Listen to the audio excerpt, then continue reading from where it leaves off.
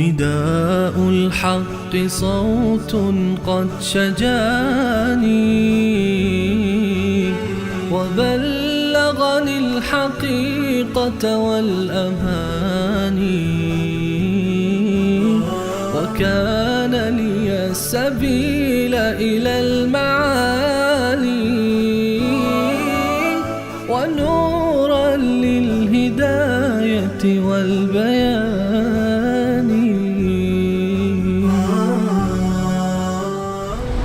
بسم الله الرحمن الرحيم. الحمد لله وسلام على عباده الذين اصطفى. أما بعد، أعوذ بالله من الشيطان الرجيم. بسم الله الرحمن الرحيم. قل أعوذ برب الفلق من شر ما خلق ومن شر غاسق إذا وقب ومن شر النفاثات في العقد ومن شر حاسد إذا حسد. بسم الله الرحمن الرحيم. قل أعوذ برب الناس ملك الناس إله الناس من شر الوسواس الخناس الذي يوسوس في صدور الناس من الجنة والناس.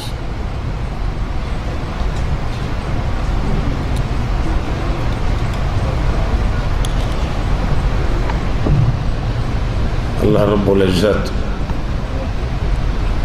در این دو تا سوره زیبا و سوره مبارکه که آخری سوره قرآن در ترتیب مصحف عثمانی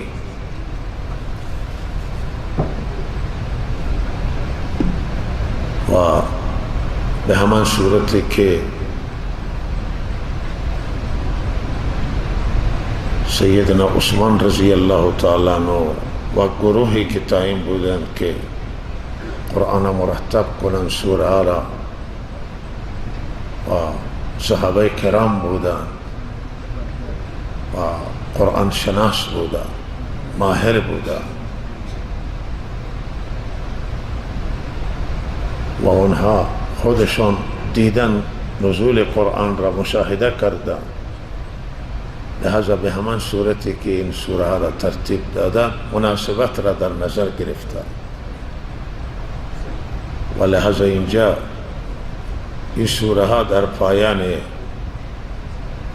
آخر قرآن عظیم الشان و در این سوره ها الله تعالی به ما تعلیم داده است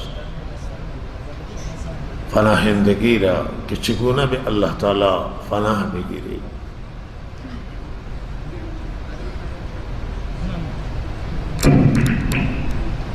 و تعلیمی که الله تعالی به وسیله این دو تا سوره به ما داده است و در آیات دیگر هم جاهای مختلف همین مطلب موجوده، اینه که ما نیاز داریم به رب العالمین، مستقل نیستیم، بی نیاز نیستیم، نیازمندیم و محتاجیم برای پناهندگی.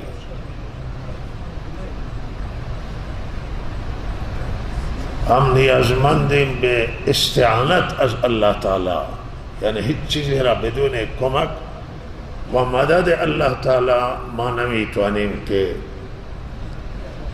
استفاده بکنیم، انجام بدیم. روی همین آغاز قرآن با استعانت بسم الله الرحمن الرحیم، یعنی استعانت میجویم به پروردگار و انتهای قرآن هم به پناهندگی هست. قل اعوذ برب الفلق، یعنی پناه میجویم به پروردگار. معلومه که ما نیازمندیم، محتاجیم، هم برای استعانت و استمداد از الله محتاجیم و به کمک نام پروردگار نیاز داریم و هم نیاز داریم به پناهندگی به الله تعالی. وابسته پروردگاریم ما و وابستگی داریم، مستقل نیستیم، ناتوانیم، نیازمند و محتاجیم. و لحظه اینجا به ما الله تعالی تعلیم داده است پناهندگی را، همچنان که در ابتدای قرآن و شروع قرآن که با بسم الله الرحمن الرحیم استعانت الله تعالی به ما تعلیم داده. و قرآن جاهای دیگه هم آیات داره در این همین رابطه که و یمسسک الله بضر فلا کاشف له الا هو، اگر ضرری به شما برخورد کنه بغیر از الله کسی نمیتونه ضرر برطرف کنه. ضررها را ما از خودمان نمیتونیم دفع بکنیم و ضررها را با کمک الله تعالی، استمداد پروردگار و استعانت الله تعالی ما میتونیم ضررها را دور کنیم و دفع کنیم از خودمون.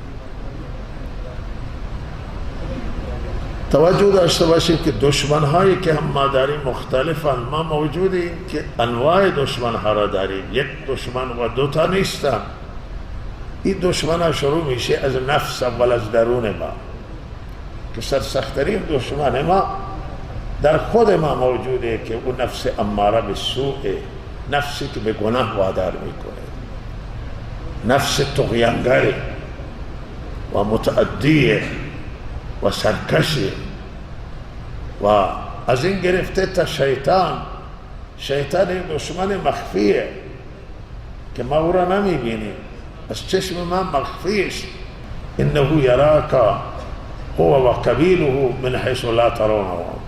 شیطان و قبیله شیطان، قوم شیطان و جماعت شیطان شما را میبینی از آنجایی که شما نمیبینی.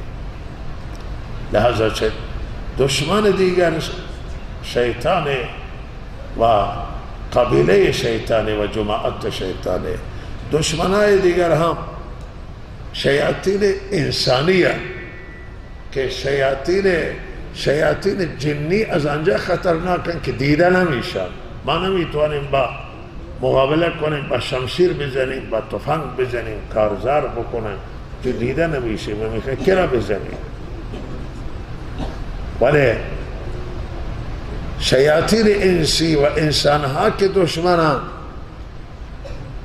اینها دیده میشن و لحاظا اینها را مقابله شون آنه که به هر حال اگر تجاوز کنن، تعدی کنن، با جهاد را الله فرض گردانیده و لازم قرار داده است که دشمن متجاوز و دشمن ظالم که بر ما حمله می آورد، علاوه از این که به الله پناه می گیریم، با شمشیر و با سلاح و دفاع می کنیم از خودمون، شر اونها را دفع می کنیم.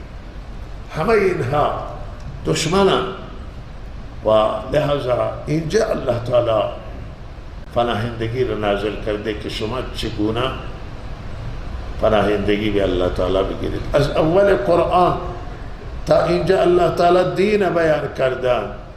یہ آخری دین ہدایت هست، رهنمایی الله تعالی و این نعمت قرآن، نعمت اسلام، نعمت بسیار عظیم و بزرگی است و کسی که دارای این نعمت هست او دارای دشمن هست. هر کسی نعمتی داشته باشه به قدر نعمت دشمن داره. صاحبان ثروت، مالدار دشمن دارن، صاحبان حکومت و قدرت دشمن دارن، همینطور صاحبان دین که بالاترین نعمت دشمن دارن. و دشمنان ما مسلمان اهل کتاب، متاسفانه اهل کتابین، اهل کتاب با ما دشمنی دارن و خود قرآن دشمنی اینها را تذکره کرده است. و مشرکین، غیر مسلمانان بسیاری، البته همه غیر مسلمانان بسیاری هست دشمنی داره ولی کاری نداره، اما بعضی هست که نه آرام نمی نشیدن، لشکر کشی می کنند، حمله می کنند و نقصان می رسانند، ضربه می زنند، می خوان دین از بین ببرند. دشمن دینند، دشمن خدا. و و لحظه وقتی ما دارای دشمنی این جادو میکنند، سحر میکنند، لحظه این سوره های معوذته برای پناهندگی به الله تعالی است که ما پناه بگیریم به الله از شر دشمنان و از شر همه آنچه که نقصان میرسانند و ضرر میرسانند. در رابطه با شان نزول این سوره ها هم احادیث مختلف آمده است. روایت مسند آمد هست که حضرت رسول صلی اللہ علیہ وسلم را جادو کرده و آن حضرت فشار بران حضرت وارد کرده از طریق جادو و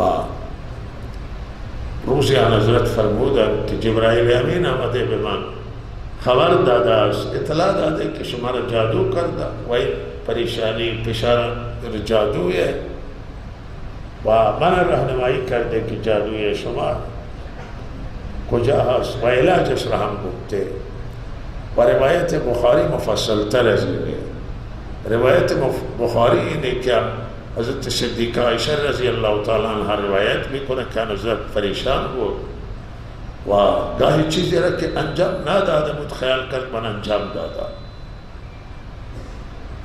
و روزی از خواب بلند شد و گفت که عایشه الله تعالی مشکل من حل کرد و گفتن چطور؟ گفتن که من خواب بودم و دو شخص آمد در خواب من، یکی بالا سر من نشست، یکی قسمتای پای من نشست. یکی از دیگری سوال کرد که این پریشانی این شخص چیه؟ صاحب شما چرا نگه پریشانه؟ و دیگری جواب داد که جادو کردن. وہ که جادو کرده؟ گل لبید بن عاصم جادو کرده و روایت دختران لبید بن عاصم. و بعد فرمودن که در همین خواب که کجای چگونه جادو کرده؟ گفت که به یک نخ گره زدن، موهای مبارکه در همین ترکیب بکار بردن و دندانه های شانه آن حضرت را هم بکار بردن و این را در یک شکوفه و طلیعه درخت خرما که تازه خوشش بیرون می آید در همون پوشش خرما گذاشتن و این را در چای زروان زیر سنگی قرار داده. چای زروان گفت در خواب من نشان داده و علاج هم گفتند که علاجش همینه و علاجش چیه که گریه ها را باز بکنه، قل اعوذ برب الفلق قل اعوذ برب الناس بخونه و هر گریه را که باز میکنه یک آیه 11 آیت نازل شد. 11 گریه در نخ داده بودند و آن حضرت صلی الله علیه وسلم را جادو کرده و مشکلشون حل خواهد شد. و بعض بزرگان فرمودند که سر مبارک آن حضرت را از موم درست کرده بودند و به سر مبارک سوزن زدند و این ترکیب جادویشون با این صورت بوده. آن حضرت صلی الله علیه وسلم جمعی را صحابه تعداد را برداشتن و رفتن چای زروان و کسی را پایین فرستادن زیر سنگ. این جادو را برداشت.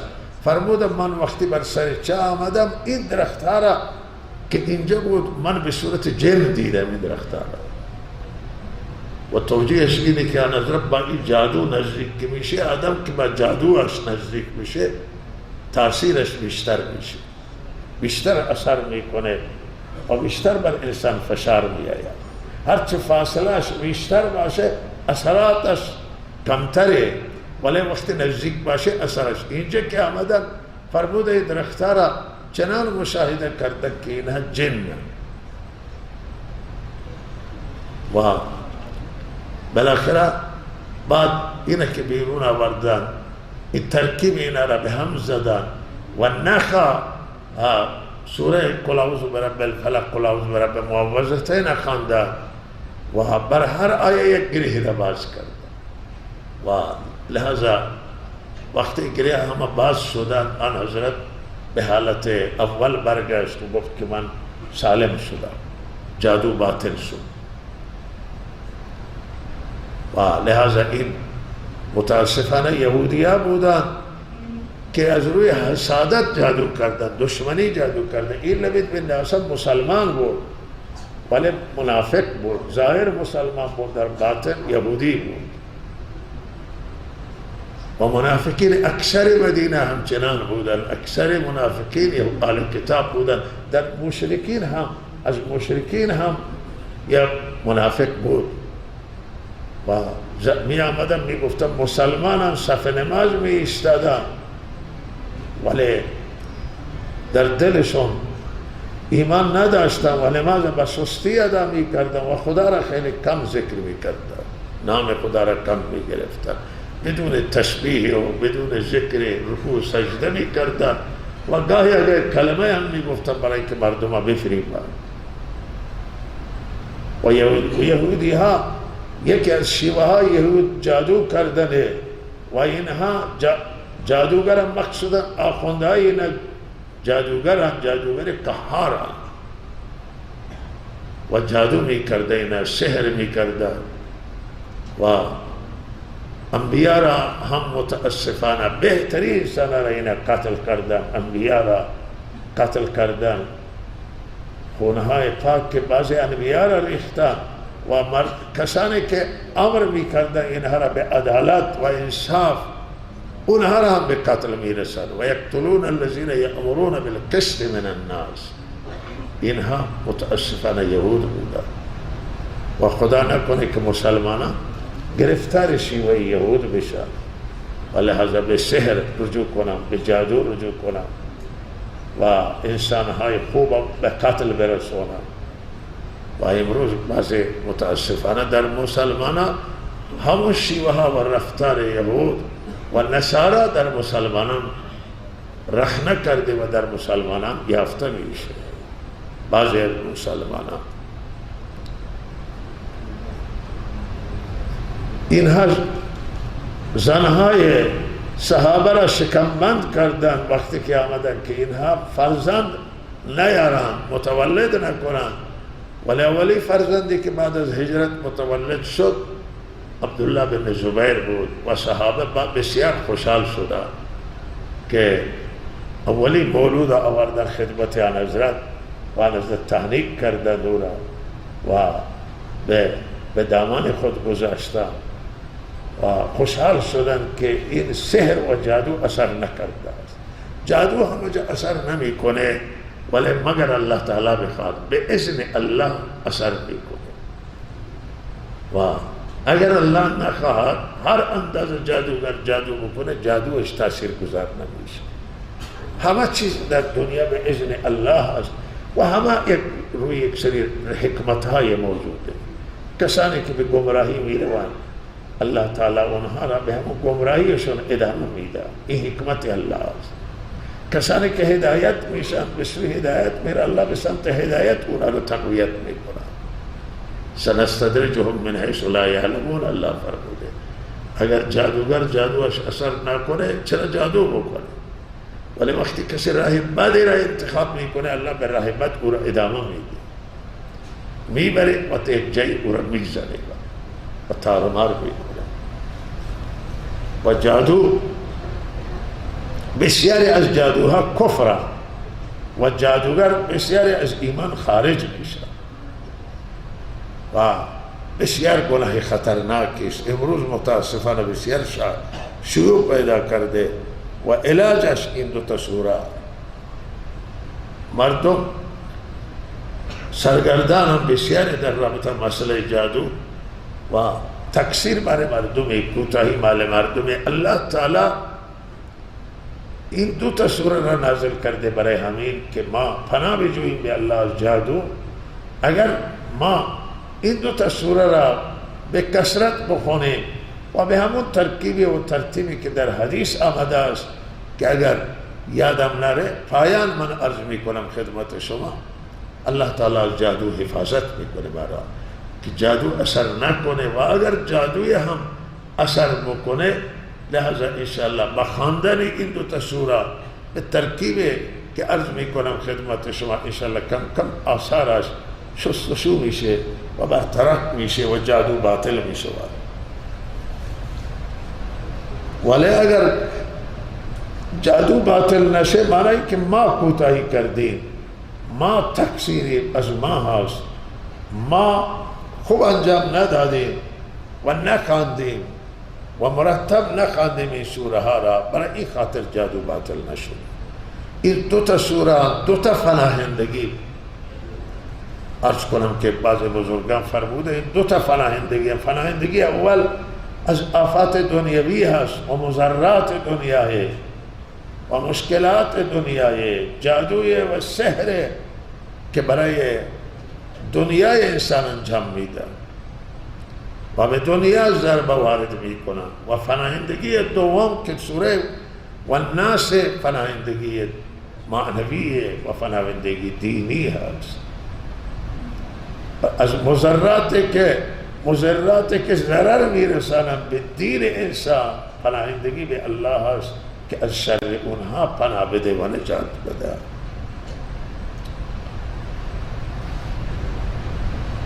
و لہذا اللہ تعالی این سوره را آغاز کرده با پناهندگی اول را با قل اعوذ برب الفلق.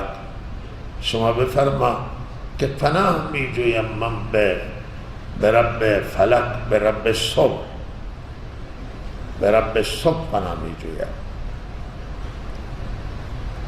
توجه داشته باشید که اینجا اعوذ این مستعیذ پناهگیرنده حضرت رسول صلی الله علیه و سلم که این آیه بران حضرت نازل شده و تا قیامت هر کسی که این سوره را بخونه او پناهگیرنده میشه و مستعیذ میشه و استعاذت جوینده. اینجا حضرت رسول صلی الله علیه و سلم و تا قیامت هر کسی قرآن تلاوت کنه. و رب الفلق این مستعاذ به، یعنی او کسی که به او پناهندگی حاصل شده ذات یگانه است. پناه می جویم به که؟ به رب صبح، به پروردگار. یعنی اینجا معنی اینه که هر انسان باید، هر مسلمان به الله پناه بجوید. از اولی مسلمان گرفته که حضرت رسول نیازمند بودند، آن حضرت احتیاج داشتن به پناهندگی به الله تعالی. در حدیث آمده است که قبل از نزول این سوره ها آن حضرت دعاهای پناهندگی مختلف می‌خواندند و وقتی که این سوره نازل شده او دعاها را ترک دادند، چون او دعاها ساخته خود آن حضرت بود و این مال رب العالمین و این پناهندگی جامع، شامل، کامل و وسیع و فراگیر. و لہذا هر مسلمان و انسان نیاز به پناهندگی داره. از حضرت رسول صلی اللہ علیہ وسلم گرفته که آقای ما و بهترین ما و بهترین فرزند حضرت آدم تا آخری انسان همه نیازمند به پناهندگی هست، هیچ کسی بی نیاز نیست. آن حضرت تا این پناهندگی را نخواندند از جادو خوب نشده. 6 ماه جادو، ایک روایت هست که ادامه داشت، ولی به رسالت آن حضرت ضربه وارد نشد و آن حضرت پیامهای الله را و رسالت را می رسوندند ولی احساس فشاری می کرد. این فشار گاهی سر آدم یک فشاری هست ولی آدم می توانه کارش را بکنه، مشکل ولی فشار جادوی برای او شده، فشار موجوده. و در جادو این نکته را بدونه کسانی که جادو میکنن متوسل میشن به جنات، متوسل میشن به شیاطین و که شما این کار انجام بدید و پناهندگی به اونها استمداد میکنن و شیطان وقت جادو اثر بکنه وارد صحنه میشود و اکثر جادو چنان و توی جادو ایشان استمداد میکنن و از روی استمداد از ایمان خارج میشن.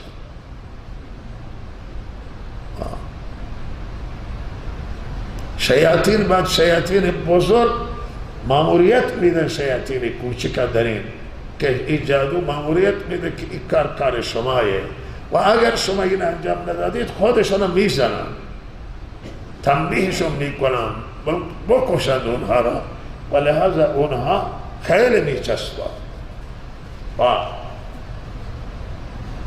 سخت میچسبند و الکل نمیشن.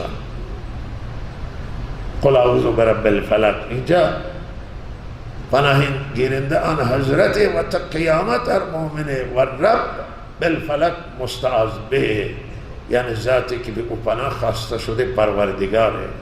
و توجه داشته باشید که الله تعالی اسامیشون 99 تا نام برای الله هست و الله فقط نام ذات پروردگاره، بقیه همه نامهای پروردگار مبارکان نیکان، نامهای نیک پروردگار هستند و با هر نامی کسی پناه بجوید درسته. ولی اینجا لفظ رب آورده و رب یکی از صفات الله هست و نامهای پروردگاره. همین که ما میگیم رب العالمین میگیم، پروردگار میگیم، رب میگیم و مناسبت آنی که اینجا از این نامها رب را الله آورده، حکمت آنه که الله تعالی مربی ما هستند. این صفت میگه، این نام میگه الله مربی همه ما هستند، پرورش دهنده ما هستند. و هر مربی که مادر مربیه، پدر موردیه، معلم مربیه، استاد مربیه، تلاش داره که مربوبش را اون چیزی که اون موجودات انسانهایی که اونها را تربیت میکنه یا هر چیزی دیگه باشه سعی میکنه که از مضرات نجات بده، دور نگاه داره. مادران همیشه مواظب بچه تو آتش نیفته، بچه خود را توی چای نیندازه، بچه یه وقتی چیزی با یک چیزی خود را ضربه نزنه، کسی به این بچه ضربه نزنه. و لحظه اینجا رب گفته شده خب تا تحریک بشه رحمت الهی، چون رب، چون مربیه و کار مربی همینه که مربوبش را اون چی که تحت تربیت داری او را حفاظت کنه، او را نجات بده از دشمنانش. لحظه برای همین خاطر این رب آوردن تا رحمت پروردگار را تحریک بکنن که پناه بده و انسانها را، بندگانش را حفاظت بکنه. توجه داشته باشید همه دعاهای قرآن بر رب شروع، اکثرا همینطور. ربنا آتنا، ربنا ظلمنا، ربنا لا تؤاخذنا. و حکمت هم همینه که اینجا استغاثه و استعاذه و پناه جستن به رب العالمین. شما در دعایتون هم لفظ رب بکار ببرید. پروردگار معنای رب از لحاظ فارسی، ولی خود رب تأثیرش بیشتر از پروردگاره، چرا که پروردگار ممکنه معنای کامل رب نده و رب این به زبان عربیه و این فصیح‌ترین زبان دنیا که کلماتش خیلی جامع و شامل عربی هست و این زبانی که زبان قرآنه، بهترین همون چیزی که خود الله به کار برده در دعاهای ابتدا لفظ رب، یا رب، یا رب العالمین در دعا، ای رب. ما در دعاهای من کار ببندیم، این بهترین چیزیه.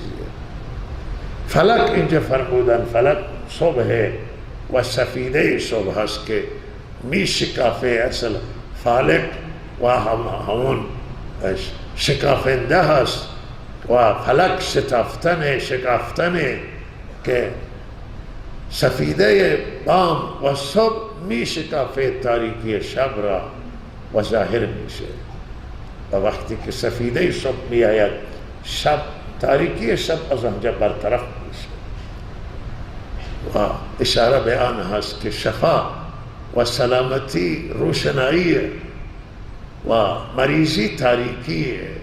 همانطور که سفینه صبح تاریکی شب را برطرف میکنه و روشنایی می آید، مژده هست روشنایی، همانطور تو تاریکی ها را از سر ما برطرف کن، آثار جادو، آثار نظر بد و همه گناه ها را مصیبت را از سر ما بردار و برای ما روشنایی بیاور. معلوم میشه که چنان تعبیر در دعاها صحیح. ای اللہ دعا بکنه اللہ برای ما روشنی بیاور، تاریکی مریضی را، تاریکی مصیبت را بردار و روشنایی بیاور. این نوع دعا، این به این صورت دعا کردن صحیح. قل اعوذ برب الفلق، پناه می جویم به رب صبح از شر ما خلق، از شر آنچه که اللہ تعالی خلق کرده. این از شر ما خلق این مستعاذ منهویه، یعنی اون چی که از او پناه جسته شده، به الله پناهنده شده ایم. از چه چیزی پناهنده شدید؟ پناهندگی از چه چیزی بوده؟ از شر تمام موجودی که الله خلق کرده. همه موجودات که الله خلق کرده، شر از اون موجودات ما را حفاظت کنه کرده. بسیار دعای جامع، دعای فراگیر، دعای شامل. ما خلق همه مخلوقات شامله که در اون شر وجود داره و از اون شما پناه خواستی. این عامه، این شامله و شر جن و شر انسان و شر مریضی و شر جادو و هر چی که شما تصور کنید، هر شر و ضرر در شر ما خلق داخله و از اون پناهندگی به الله حاصل شده است. این عامه و شامل و وسیع. شما که این سوره را بخوانید یعنی شر نگذاشتید و مخلوقی که در آن شر شما نگذاشتید مگر شر او به الله پناه خواستید. دیگه این دعا همینی که نیاز به دیگه دعا نیست، دیگه پناهندگی نیست. وقتی که ما قل اعوذ برب الفلق را بخونیم، قرآن را بخونیم و قل اعوذ برب الناس را بخونیم، این تعمیمه. و بعد سه تا تخصیص داره، سه تا ویژه داره. اول عامه، بعد سه تا تخصیص که مناسبت با شان نزول دارن، مناسبت با همین جادو دارن و سحر دارن. و این روند قرآنه که اول یک چیز عام میاره، بعد پشت سر خاص میاره. و اقرأ بسم ربک الذی خلق، اینجا خلق بگو بخوان به نام استعانت نام پروردگاری که خلق کرده. چه چیزی را؟ همه چیز خلق کرده است. و بعد میگه خلق الانسان من، بعد بویژه انسان از علق خلق کرده است. این روند قرآن همینه و هر کسی از قرآن تأثیر بکنه در خطابات هم باید عام باشه، اول در سخنرانی ها و خطبه ها و بعد خاص. اول عام و بعد خاص باشه. بعض اول خاص بعد عام، نه، بهترین ترتیب اینه که اول عام باشه بعد خاص باشه. اینجا اولی پناهندگی عامه و بعد تخصیص بعد تعمیم. و من شر غاسق اذا وقب، از شر شب اذا وقب، وقتی که شب تاریک میشه. این هم مستعاذ منه بویژه و بخصوص پناه میجویم از شر شب وقتی که فراگیر بشه شب، یعنی تاریک میشه و تاریکی بگیره. این وقتی که دشمن ظهور میکنه، مار بیرون میاد، گشتم بیرون میآید، حشرات بیرون میاد. حدیث شریفی که همین وقت جنها هم خروج میکنن و یه حجمه دارن. فرمودی وقت بچه ها را اول وقت که شب داخل میشه توی خانه ها ببری و ضرری به اینها برخورد نکنه. معلوم میشه که توی همین اول حمله هست.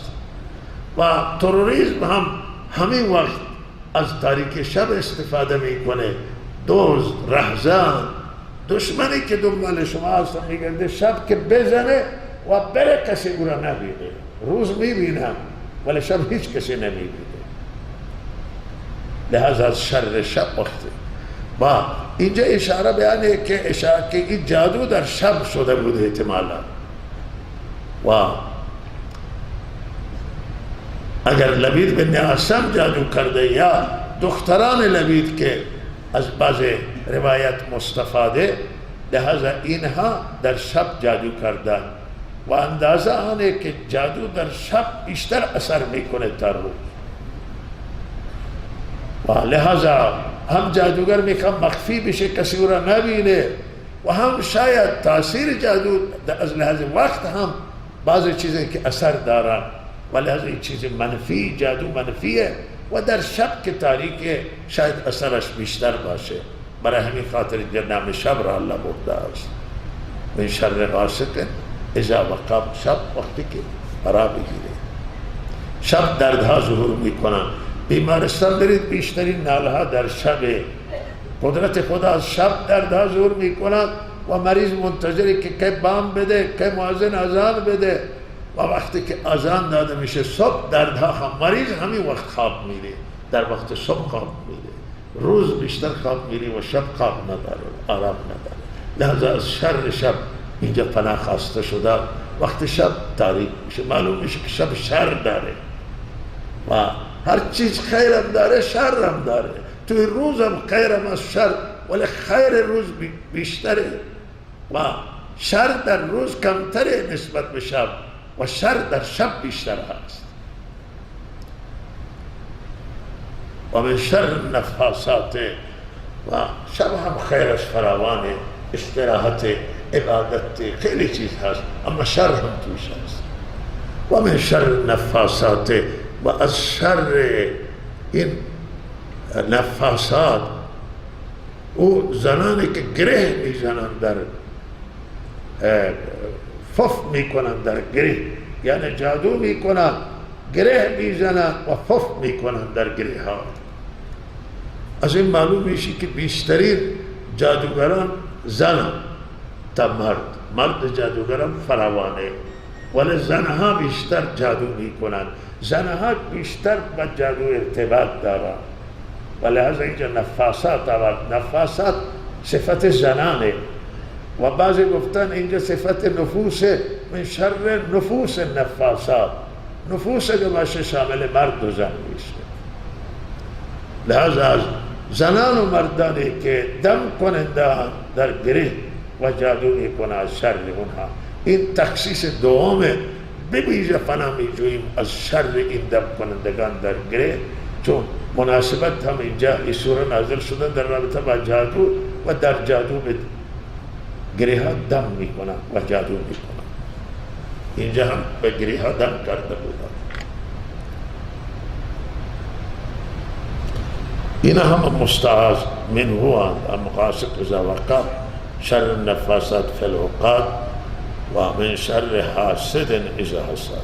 این سومی تخصیص بعد التعمیم. و از شر حاسد، کینه باز و کینه ور، اذا حسد، وقتی که حسدش را عملی بکنه و اجرایی بکنه و بخواهد که حسدش را اجرا بکنه، پناه جستشو داره. توجه داشته باشید که از شر حاسد اینجا مطلق پناه جسته نشده. حاسد و کسی که حسد میکنه و تمنا میکنه زوال نعمت دیگران و نعمت دینی باشه یا دنیوی باشه، نعمت را نمیتونه ببینه، مردم با نعمت نمیتونه تحمل بکنه، حسد داره. حسد برخواسته هم از تکبره و لحاظا تکبر، متکبر نمیخواهد کسی دیگر را ببینه، در ناز و نعمت ببینه، در جاه و مقام ببینه، تحمل نمیتونه بکنه دیگران را و لحاظا کینه میکنه. ولی کینه باز تا زمانی که کینه اش را اجرایی نکرده مشکل نیست، اما کینه اش را وقتی بخواد عملی بکنه، وارد صحنه بشه، بخواد جادو بکنه، بخواد سحر بکنه، بخواد طرف بزنه، بخواد به مال و جانش ضربه وارد بکنه، از او پناه باید خواسته بشه. و اگر او کینه اش را کنترل بکنه خودش ضرر میبینه. کینه انسان میخوره و نابود میکنه انسان ها، ولی به طرف ضرر نداره، برای خود کینه ور و کینه توز ضرر داره. به هر حال بدترین چیز کینه. من شر حاسد اذا حسد. و شیطان هم حسد کرد و هم تکبر کرد. وقتی که آدم الله تعالی خلافت داد و جانشین خود قرار داد روی زمین، شیطان ناراض شد و گفت سجده کنم. فرشتگان حسد کرد و او گفت که شایسته تر برای خلافت منم، چون که از آتش پیدا شده، بهترم از آدم و بهتر نباید اون چیزی که پایین تری او را سجده بکنه. انا خیر منه خلقتنی من نار و خلقته از گل آدم آفریدی، کینه کرد با آدم و لحاظا سر به تکبر زد و نافرمانی کرد الله را، رانده درگاه الله شد و برای همیشه مردود شد، رو به رو با الله مقابله کرد و الله او را برای همیشه لعنت کرد. تکبر خطرناک، حسد خطرناک، از حسد باید. میگم ولی کسی که کینه کرد توی دنیا ابلیس بود و ابلیس بعضی میگن در آسمان ها در بالا کینه کرد و در پایین فرزند حضرت آدم قابیل حسد کرد بر حابیل و حابیل به قتل رسید و لحاظا تا قیامت هرچه قتل انجام میگیره یک گناهش از این قتل میره روی پرونده قابیل. الله نجات بده، چون اولی کسی که قتل را انداخت و قتل کسی نمیدانست چیه و بعد شیطان که برای همیشه مردود و رانده درگاه الله تا قیامت هست و لحاظا از حسد فرار کنید، از کینه، از تکبر، از خودخواهی، از منیت. من این خطرناک، خودبینی خطرناکه که آدم خودش را ببینه و دیگران را نبینه، خدا را نبینه که به هر کسی میخواد هرچه بده.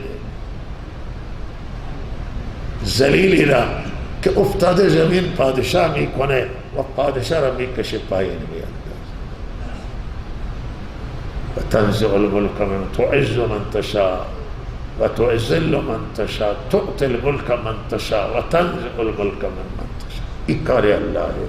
یک گرسنه را ثروت میده، بی سوادم اینجا الله به اون ثروت داده، استاد دانشگاه پروفسور اقتصاد داره، دکترا اقتصاد، برای نانش محتاج و لحاظا این خدا است به اون بی سواد پول میده، به اونی که سواد داره، اونی که عقل هم نداره پول میده، اونی که عقل داره دستش خالیه و محتاج و نیازمند و این دست پروردگاره.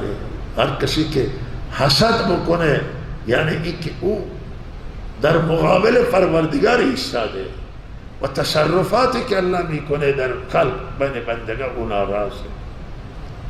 تقسیم خدا ناراضه، نه تقسیم پروردگاران. به هر کسی الله یک چیزی میده، هیچ کسی را کلا محروم نمیکنه. یکی را عقل میده، یکی را مال میده، یکی را سواد میده محتاج، یکی را سواد نداده ثروت و دنیا میده. البته همه ثروتمندان معنی نیست که عقل کمی دارن، نه، بسیاری ثروتمندان عقل داده و ثروت داده، ولی اینطور هم هست که الله تعالی ثروت داده عقل نداده، اینطوری هم فراوانه.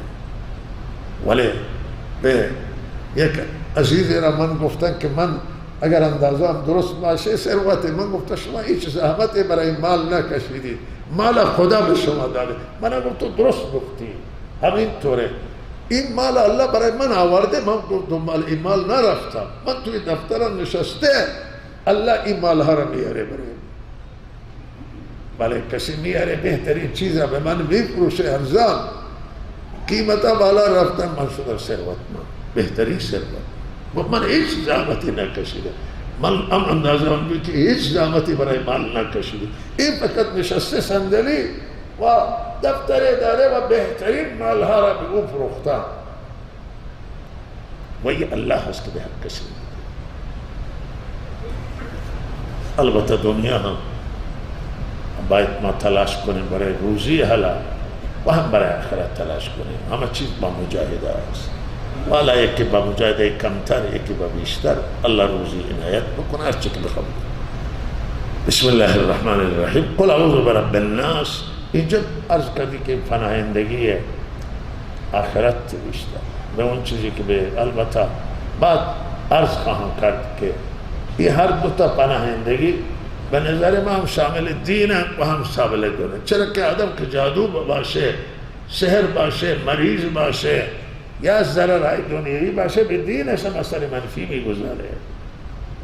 آدم که مریض باشه سحر نمیتونه بلند بشه، نماز نشسته میخوانه، تسبیح و ذکر نمیتونه، به درداش مشغول بشه.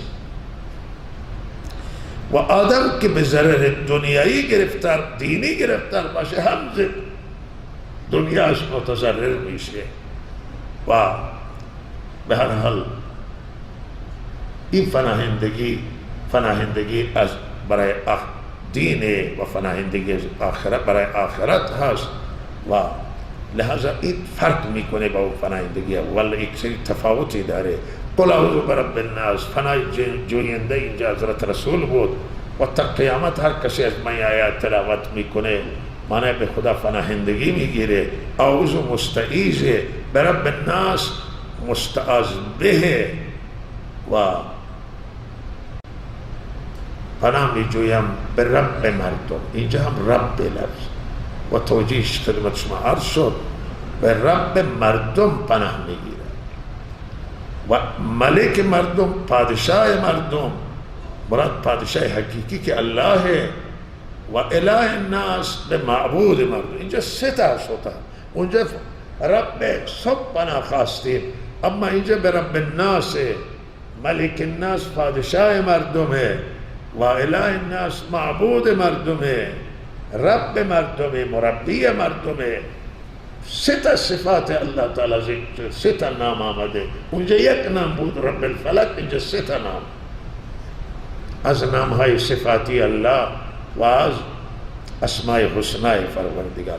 و حکمتش اینه که توی دعا یا نکته که اینجا قرآن به ما آموزش میده، باید نام را از الله تعالی ببریم که رحمت الهی را بیشتر تعریف کنه. اینجا رب پناه جوینده میگه که ای الله تو رب منی و مربی منی و من تحت پرورش تو هم و کار پرورش دهنده آنه که مربوب شا، اونی که تو پرورش داره نگاه کنه، ببینه و او را نجات بده از گرگها که معنویت اونجا گرگها بودن که دنیای انسان پاره می کردن، جسم آدم منافع مادی را، اینجا منافع معنوی را و دین را پاره می کنن. به رب الناس پروردگار تو که رب الناسی، من به تو پناه می جویم و پادشاه مردمی. تو پادشاه و حاکم از وظایفش آنه که ملت و رعیت خود را حفاظت کنه، نگذاره که دشمن اینها را بزنه. شما الان میبینید که پلیس توی سطح شهر هر جا آماده باشن که کسی به کسی تعرض نکنه به مال مردم، به ابروی مردم، به جان و ناموس مردم. لازم این کار حاکمه. امنیت کار حاکم هست که امنیت برای رعیت فراهم بکنه، امن باشه، از دشمن نه هراسه. و لحظه اینجا ملک گفته شده است تا تحریک کنه رحمت پروردگار را به این که نجات بده از شر شیاطین که داره میاد. اله معبود هم مردم دنیا هر کسی را معبود میگیرند و عبادت میکنند برای اینکه من از مضرات نجات بده. بسیاری میگن که این غیر خدا که عبادت میکنن میگن فرزند میدن، کورا شفا میدن و نمیدانن فلان میکنند و فلان میکنند، در حالی که هیچی نمیکنند بغیر از الله. دیگه دست هیچ کسی ضرر و نفع نیست. قل لا املک لنفسی ضرر ولا نفع. حضرت رسول الله فرموده تو بگو من مالک نیستم برای خودم نفع و ضرر را. حضرت رسول مالک نفع و ضررش نیست، تا برسه به دیگران حسابش مشخصه.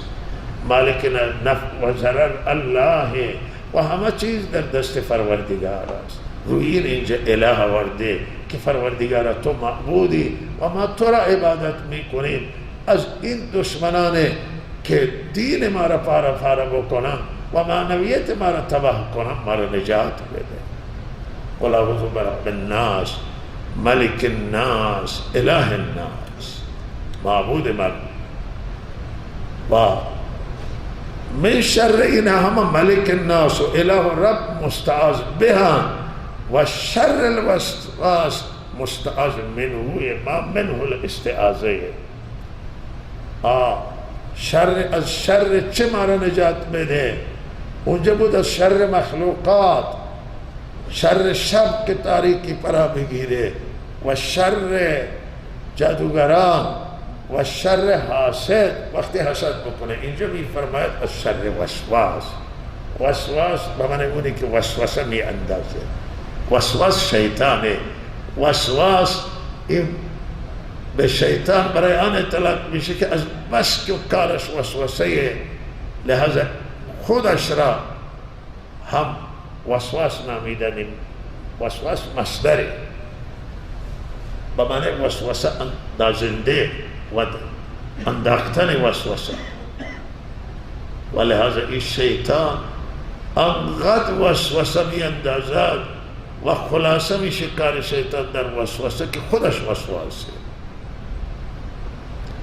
معلوم میشه که شیطان تنها عملی که انجام میده در مقابل ما وسوسه، از طریق وسوسه میاد، وسوسه گناه میاندازه، از نیکی شما را منصرف میکنه. شما میخواید برای جماعت تبلیغ چارمای تشکیل بده، آقا شیطان وارد، شما اسم نوشتید او میاد وارد میشه، میگه آقا شما رفتید مغازه شما بیمانه، کار شما تعطیل میشه، زن و بچه شما چه میشه، وسوسه میاد تا شما را منصرف میکنه. حج میخواید بری، وسوسه میاندازه که تو فلان کار داری، امسال لازم نیست سال دیگه برو از کار خیر. مسجد میخواید کمک بکن و چه بسا انسان ها اینجا توی مسجد وعده کردن، آمدن مسجد دیدن تحت تحصیل قرار میدن، من 10 میلیون میدم، من 100 میلیون میدم. آقا بعد ما دویدیم و اونها دویدن و ما دستمون نرسیده و فرار کرده. این شیطان لعین نمیگذاره. گاهی آدم در یک فضای قرار میگیره تحت تاثیر، آقا می نویسه نام منو به جهاد بنویسه، میرم فلسطین برای جهاد. بعد شیطان وارد میشه، میگه تو دیوانه ای به جهاد میری، غیر از تو دیگه کسی دیوانه هم هست. تو جهاد میری کشته میشی، بچه هایت چی میشن، فلان چی میشه، از جهاد آدم منصرف می. گاهی آدم میخواهد گفته کسی گفته بود یک مرتبه وعده داده بود برای یک مسجد که فلان پول میدن، بعد رفقایش آمدن دیگه همراه، گفت تو که این پول اینقدر پول میخوای بدی، چی نیازی تو اینقدر بده. این شیطان هم این کار میکنه. آقا میگه 100 میلیون نده، 10 میلیون بده، 5 میلیون بده، دیگه خیره زیاده کار برای شما که نیفتاره. تو نیاز داری مال تو کم میشه. الشیطان یعیدکم الفقر، شیطان شما را از فقر میترسه. شما میخوای 1 میلیون بدی، آقا میگه به 100,000 به 10,000 میگه بده، چه نیازه تو 1 میلیون بدی؟ و این شیطان کارش میره، از ثواب بزرگ میره به ثواب کوچک و وسوسه گناه میاندازه، یا به طور کلی منصرف میکنه از ثواب و وسوسه گناه میاندازه، وسوسه زنا میاره توی دل، وسوسه قتل میاره. آقا میگه تو توهین کرده، تو را فلان گفته، بزن بکش. این کاری شد، این ظالمه، این جنایتکاری، مفسده، بزنش. شیطان مفتی شما میشه و رهنما میشه و به گناه وادار، مال مردم بخور، آبروی مردم بریز، به انواع گناه. شیطان توی نماز میاد وسوسه گناه میاد. الله نجات بده شر شیطان، وسوسه خطرناک. و لحاظا راه چیه؟ راه مقابلت چیه؟ راه شمینی که اعوذ بالله من الشیطان الرجیم بخونیم، پناهندگی به الله تعالی حاصل بکنیم، وسوسه ها را دفع کنیم از دلمون. گاهی وسوسه می اندازد، فرمودد تا وسوسه می اندازه به اینجا که آقا میگه آسمان که پیدا کرد، زمین که پیدا کرد الله، خورشید که پیدا کرد الله، دریاها را، کوها را، بعد میگه الله را که پیدا کرد. حالا بیا و لحاظ فرمود اینجا که شما رسیدید اعوذ بالله من الشیطان الرجیم، همه چیز الله پیدا کرده و الله او ذات است که پایداره و ماندگاره و نه برو تغییر می آید و نه تحول می آید، نه شریک داره و نه به کسی نیازمندی، بی نیاز. عقل هم همین میگه که آقا باید یه ذاتی باشه که همه چیز را پیدا کرده و اگر ما بگیم او را چه پیدا کرده، او یکی دیگری را که پیدا، این میره به جایی که انتها نداره. لذا فرمود اعوذ بالله بخوانید، گاهی در ذات پروردگار، گاهی در دین اسلام شک میاره در ذهن شما میاندازه. البته وقتی چیزی در حد وسوسه نقصان نداره. بعضی برادران میآید، صحابه میآمد در خدمت آن حضرت گفتن که ما و شیطان وسوسه های در دل ما میارد که ما دوست داریم که بسوزیم و زغال بشیم، زغال بشه بدن ما، ولی زبان ما این حرف ظاهر نشه. کو شما دیدید آن حضرت فرمودن چنین وسوسه بود، کوئی علامت عین ایمان. شیطان نمیتونه دیگه سری برسونه، میخواد وسوسه بیاره. حالا شیطان هم فعالیت قبلا مردم جنگ میداده، مردم میکشته یک دیگر را، جنایت میکردن، حالا آمده توی قلب وسوسه میاندازه. تا این اندازه فعالیت شما نگران نباشید و پریشان نباشید، این سوال هم نمیشه. ولی بهترینه که ما اینو دفع کنیم. وسوسه که میآید من شما اعوذ بالله بخونیم، بالله اسم خدا را که ببینید این شیطان خودش فرار میکنه. اما که میگه جن از بسم الله میترسه، جن از نام خدا میترسه، شیطان از نام خدا میترسه. لحظه این وسوسه میاندازه. الخناس، خناس معنی عقب رونده، خناس معنی مخفی شونده. تا اسم الله را میگیری مخفی میشه، فرار میکنه و به وسوسهش پایان میده. مرد میدان نیست که بیسته، این نامرده و قوی هم نیست. الله اینه ضعیف قرار داده است. این کید الشیطان کان ضعیفا، و ضعیفی اگر توکل بر الله باشه هیچ کاری شیطان نمیتونه بکنه، هیچ غلط شیطان نمیکنه اگر توکل بر الله باشه، مگر چیزی که الله بخواد. خدا استثنائه، چیزی خدا بخواد او چیزی دیگره.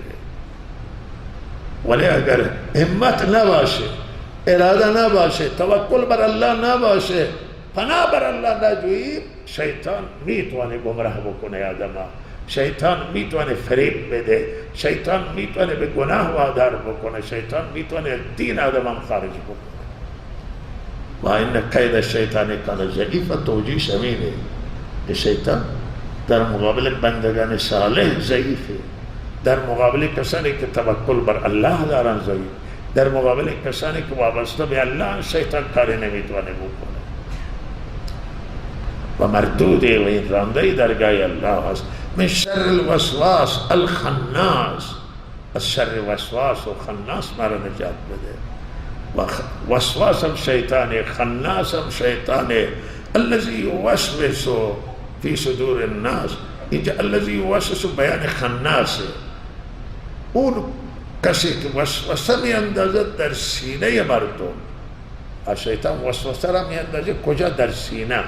و سینه مراد قلبه، چون قلب در سینه هست و لحاظا در سینه مردم هم درسته، قلب مردم هم درسته که بگیم شیطان وسوسه را به دل آدم می اندازه.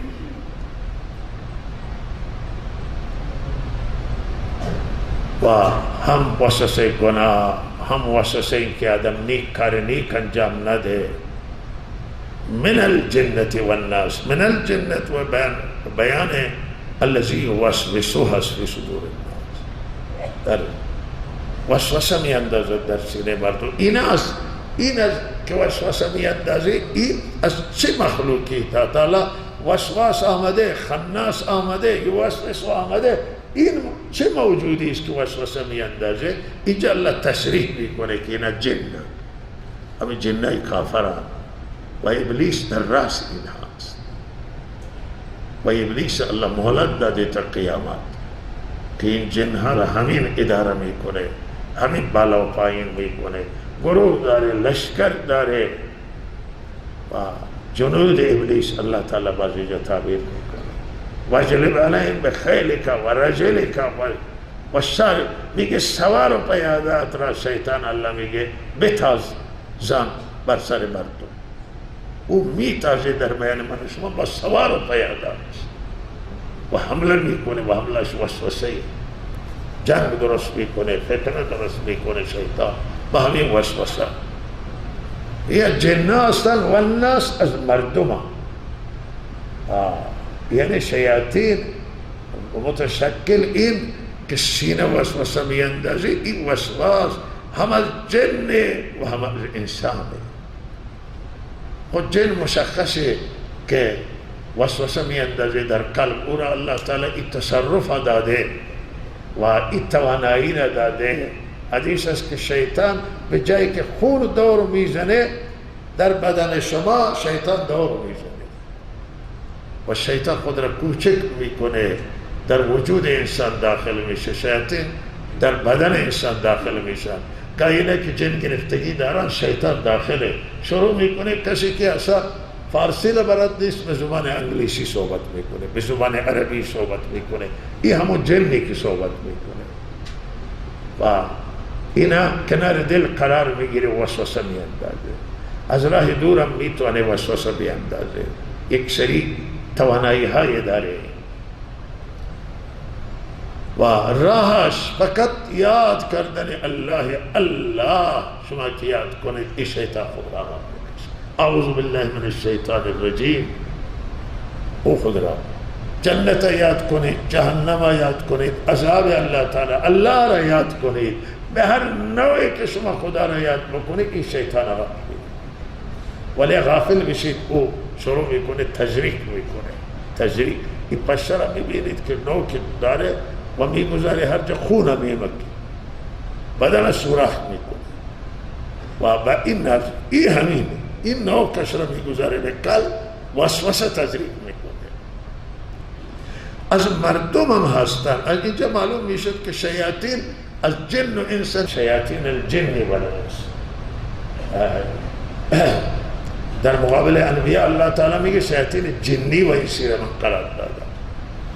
این شیاطین از جن و انس، شیاطین الجن و الانس یوحی بعضهم الى بعض زخرف القول غرورا و لحاظ اینا در مقابل آل حق و انبیاء علیهم الصلاة والسلام و مردم هم اینهایی که به هر کسی که شما را به گناه وادار کرد، هر کسی که از راه خیر جلوگیری کرد، این شیطانه و این کار شیطان داره انجام میده. میگه آقا به حج نرو، آقا زکات نده، آقا کار خیر انجام نده، آقا به یتیم ها نرس، آقا به زندانی ها نرس، آقا نرو نماز نخون.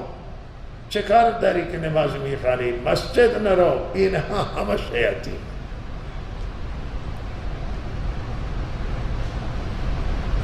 بله و چقدر الله مرحوم یک جای می فرماید که بر روی زمین چقدر انسان که ابلیس انسان نیست، ابلیس و لحاظ این انسانی که به گناه وادار بکنه، به زنا وادار بکنه، به قاتل، به ربا، انسانی که به ظلم وادار بکنه، این هم شیطان، همه شیطان، کار شیطان همینه. هر کسی به نماز شما را وادار کنه، به روزه وادار کنه، به طاعت وادار کنه، این کار انبیاء را انجام داده. چرا کار انبیاء دعوت الله، امر بالمعروف، توصیه به دینه. شما را بگه در راه خدا استقامت بکنید، به راه شیطان نرید، گناه نکنید. این عبادت الله و کار انبیاء علیهم السلام. اما هر کسی دیگه به گناه وادار بکنه، به منکرات وادار بکنه، به معاصی وادار بکنه، از راه خیر شما را باز داره، شما را نصیحت بکنه که کار خوب نکن، و لحاظ این کار شیطان انجام داده و شیطان همین کار انجام میده. این نماینده شیطانه و لحاظ این در مسیر شیطان هست و این شیاطین انسی و بترسید که شیاطین از لباس ما هست و شیاطین از جن هست، من الجنة والناس، از جن. اینجا این سوال مطرحه که انسانات چگونه وسوسه میاندازه. الله وسوسه اونه که توی دل دور بزنه. از شیطان که کارش همینه که وسوسه تحریک میکنه. اما انسان ها با همین لفظ ها شما میخواهید اینجا مثلا به راه خیر به یتیم ها فرض کنید 10 میلیون تومان میدید، کسی میاد میگه 10 چرا میدی؟ 1 میلیون بده، 100,000 بده.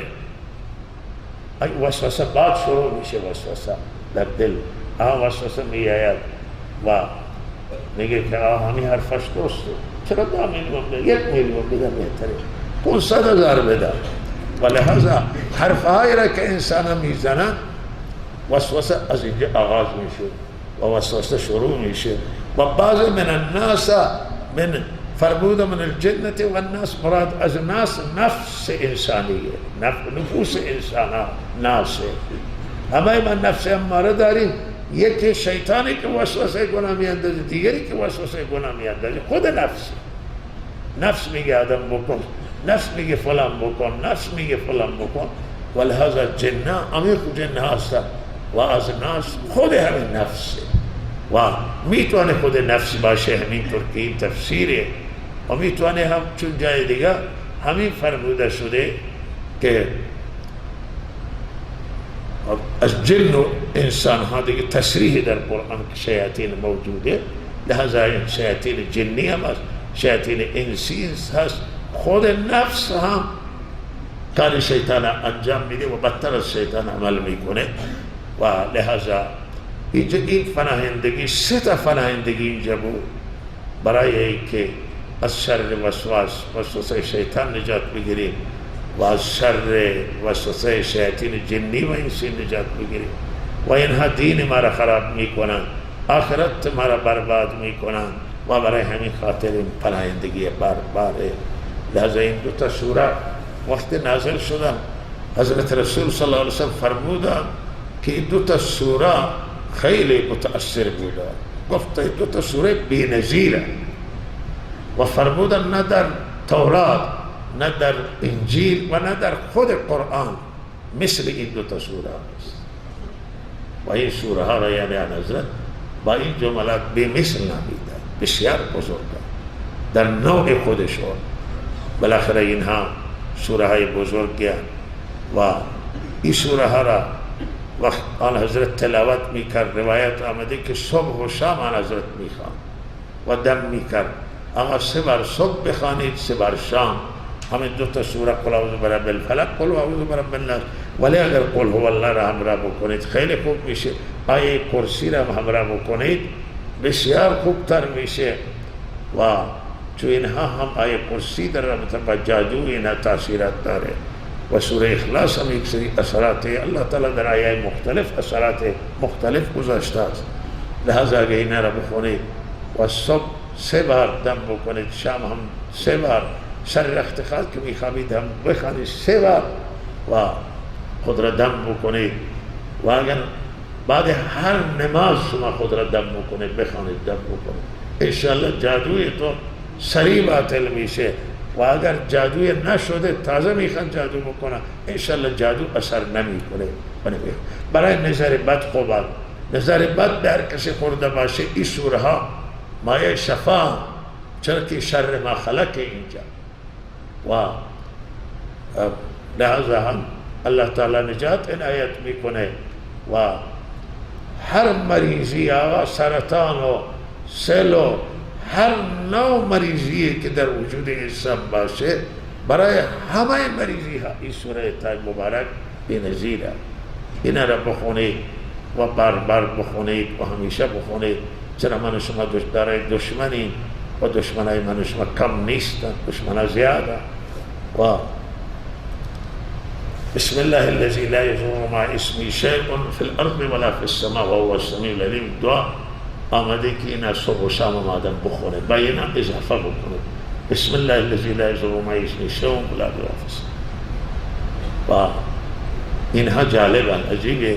یه واقعه که همین چند سال قبل پیش آمد که پادشاه اردن با هواپیما پرواز کردن و هواپیما را زدن.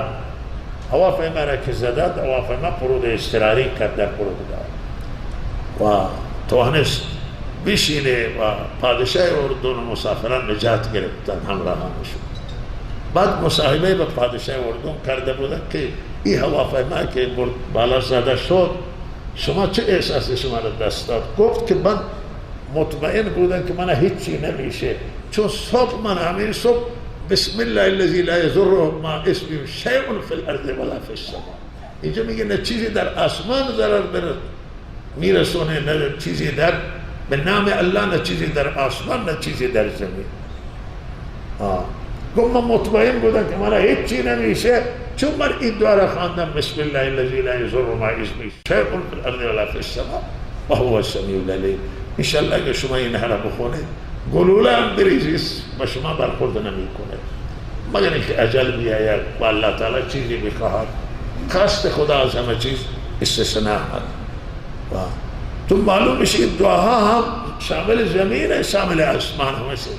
کسی عزیزی گفت که من تعالی نفهمیدم که لا یضر مع اسمه شیء فی الارض ولا فی، گفت ما در زمینه، حالا زمین ضرر نرسه، ما که در آسمان نیستیم. ولی این واقعه که برای شاه اردن پیش آمد الان متوجه شده که نه، ما باید پناهندگی بجوییم که نه در زمین و نه در آسمان. آسمان پروازه، ما ضرر برخورد نکنیم. لذا ملتی که این قرآن را داره، ملتی که این سوره ها را داره، این سرمایه را داره، این سرمایه بالاتر از سرمایه داران، سرمایه های مردم دنیا. چرا ما گرفتار جادو بشیم؟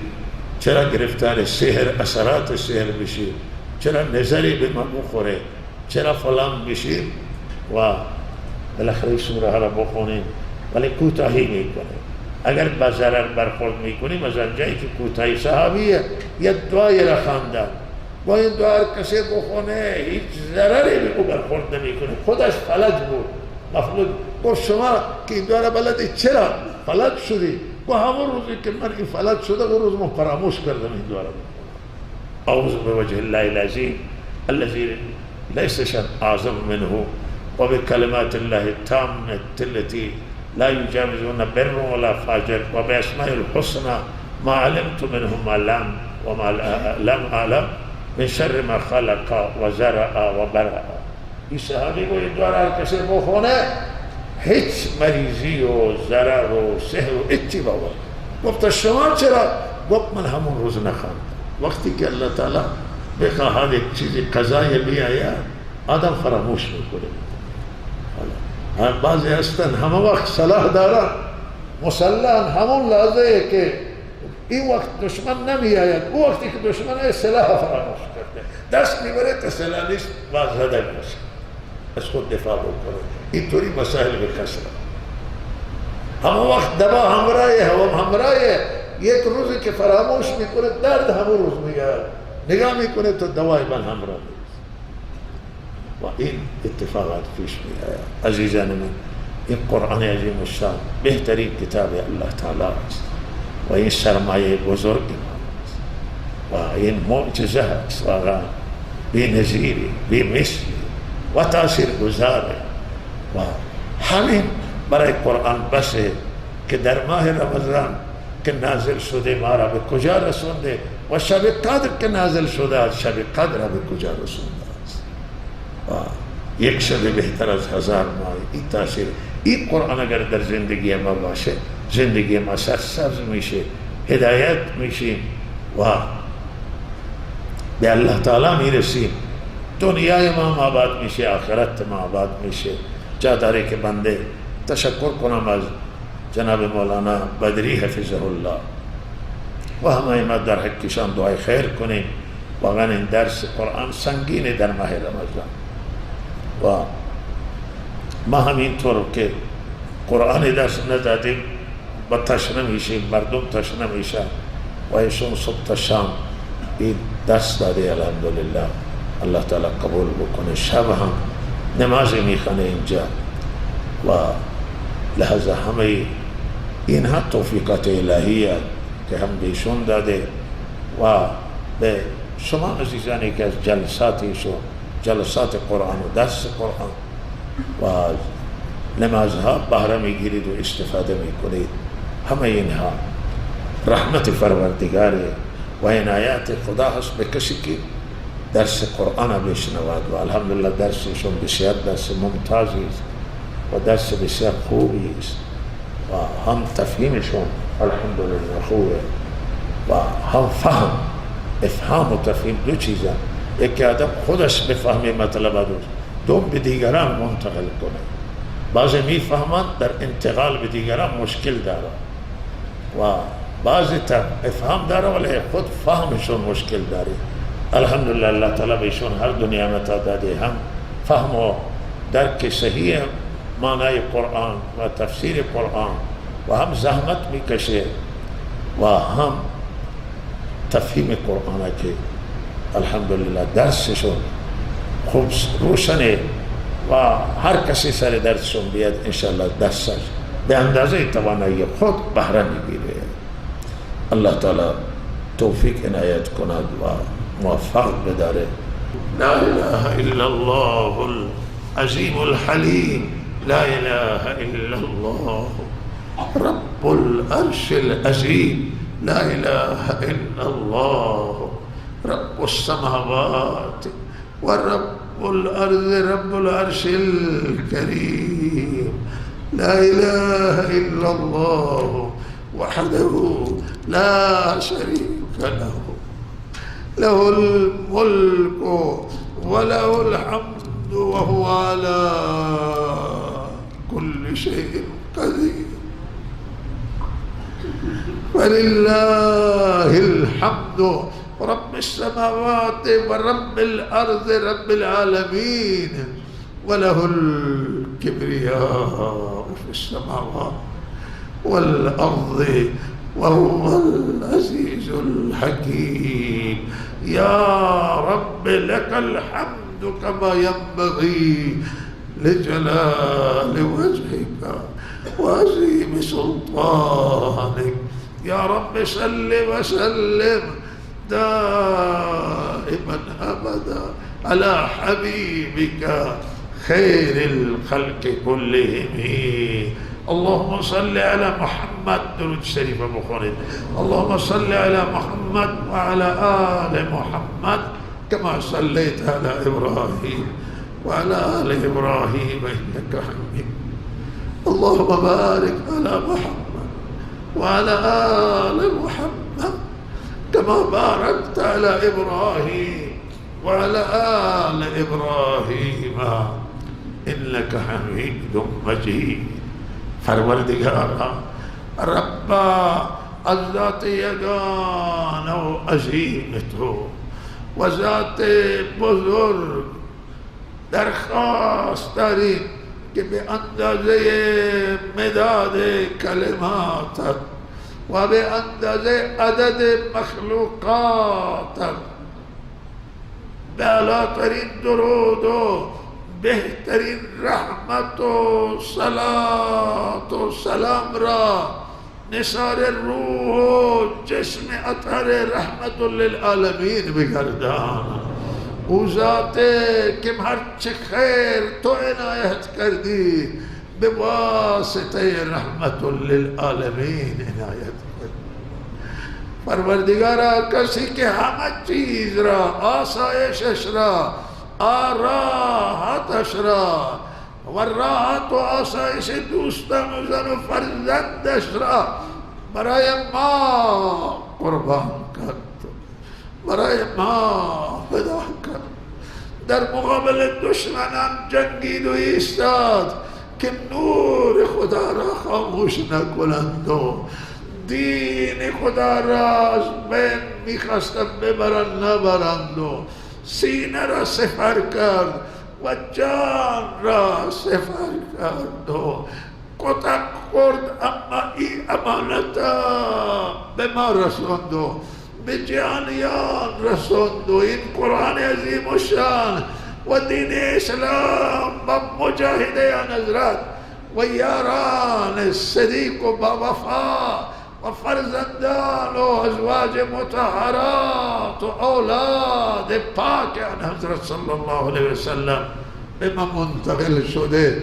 پروردگارا رب بهترین پاداشی که از یک امت تو به نبی امت عنایت کردی از جانب ما به رحمت للعالمین، به صحابه کرام و به آل بیت اعظام و به همه ارادتمندان آن حضرت و خدمت گزاران دینش تا قیامت نازل فرما.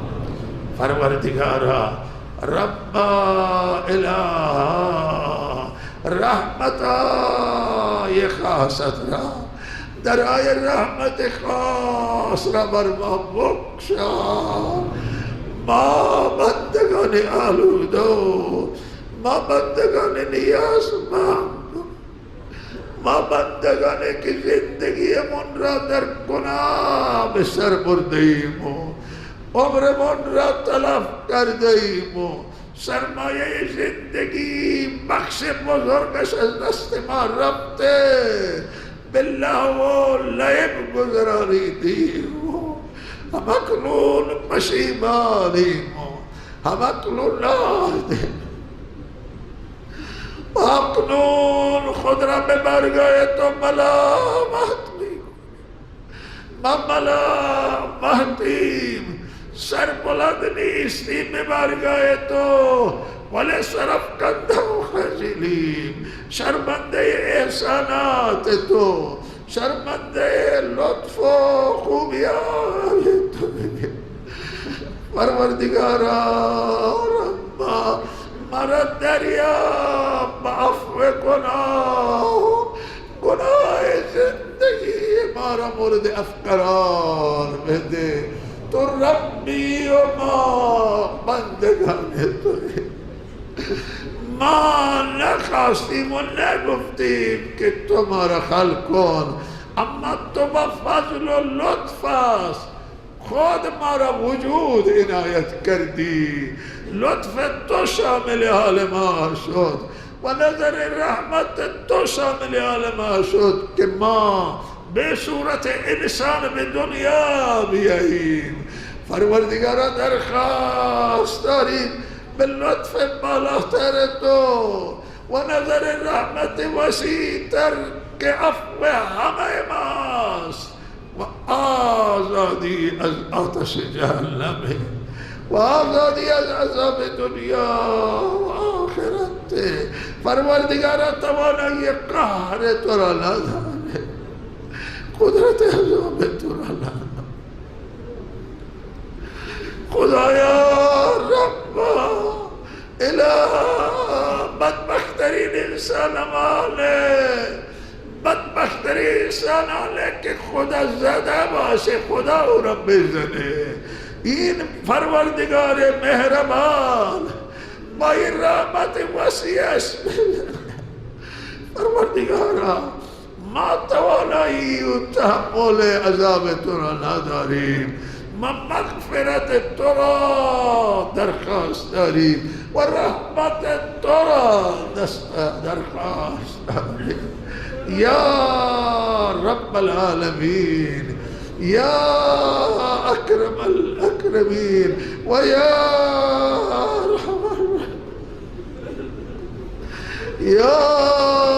ارحم الراحمین، یا ذا الجلال والإكرام، یا ذا الجلال والإكرام، یا حی یا قیوم، یا حی یا قیوم، یا ذا الجلال والإكرام.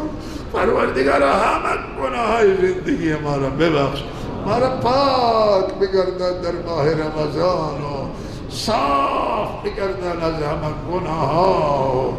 پروردگارا مانند کسی بگردان که تازه از مادر متولد شده و از گناه پاک چلا ما را پاک بگردان. پروردگارا ربا اله ما را عاقبت ما را بخیر بگردان. الہ ربا برائے ما جنت فردوس را بنویس پروردگارا ربا الہ درائے رحمت خاص را برما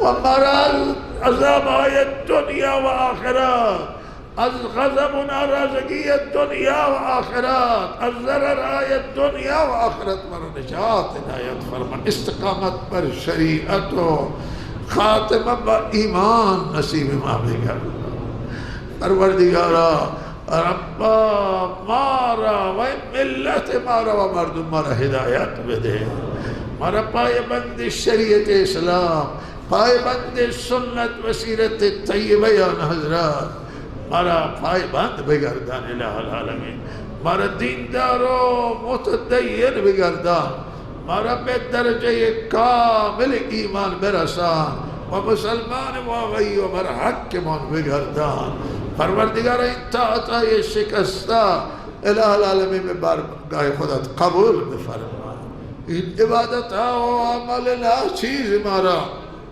به بارگاه مقبول بدار و بزرگ بگردان الہ العالمین پروردگارا ربا این زحمت ایک عزیزان کشیدن مجاہدہ کردن اینها را قبول بفرما و جمیع کسانی که در راه دین تو مجاهده میکنند مقبول بدار پروردگارا ربا کسانی که در راه تو ایستادن نصرت و یاریشان بفرما کسانی که از دین تو برای دین تو به هر لباس خدمت میکنند مال میدن یا جان میدن به بارگاه خودت مقبول بدار پروردگار شرایط تغییر بده حالات آواز بکن به حالات بهتر و مشکلات حل بفرما و رحمت بیاور آسانی بیاور روزی حلال عنایت فرما واسع و کافی و دین کامل عنایت فرما پروردگار روح بلند حضرت مولانا عبدالعزیز رحمه الله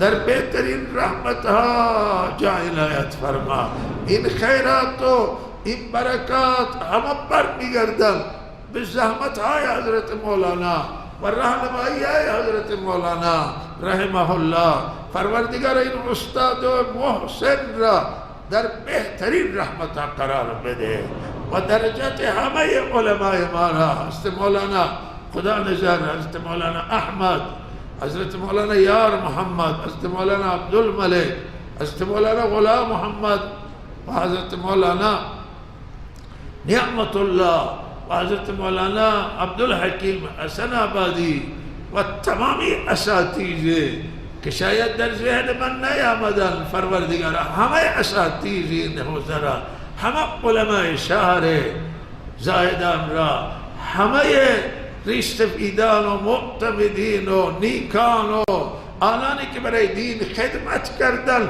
آنانی که برای دین جان دادن پروردگارا درجات همه را بلند بفرما پروردگارا روح بلند حضرت جاجروی رحمه الله تعالی که استاد همه من هست در خصوص قرآن و حدیث و این استاد بزرگوار و سایر اساتید ما را کسانی که بر ما احسان داشتند و الان اینجا درس تفسیر به طریق ایشان روش ایشان می شود و پروردگارا درجات این عزیز بلند بفرما به بهترین رحمت جا عنایت فرما الہ العالمین جمیع بندگانت را همه مقتدیان مسجد که اینجا بسیار خدمت کردند و الان رفتند پروردگارا اینها را در بهترین رحمت جا عنایت فرما درجات همه را بلند فرما ارواح همه را شادمان بگردن کسانی که به مسجد کمک کردن به این مدرسه کمک کردن میکنند در مال و جان اینها برکت عنایت فرما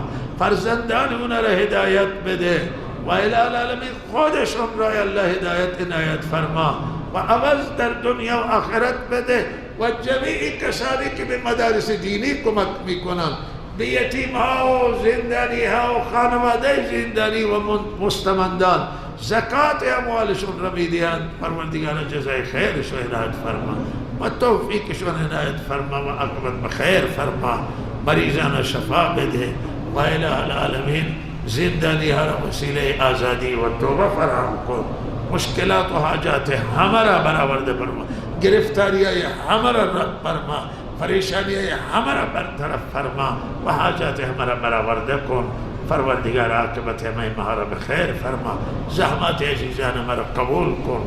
रब्बना तक़ब्बल मिन्ना इन्नका अंतस समीउल अलीम व तुब अलैना इन्नका अंतत तव्वाबुर रहीम। व सल्लल्लाहु अला सय्यिदिना मुहम्मद व आलिहि व सहबिहि।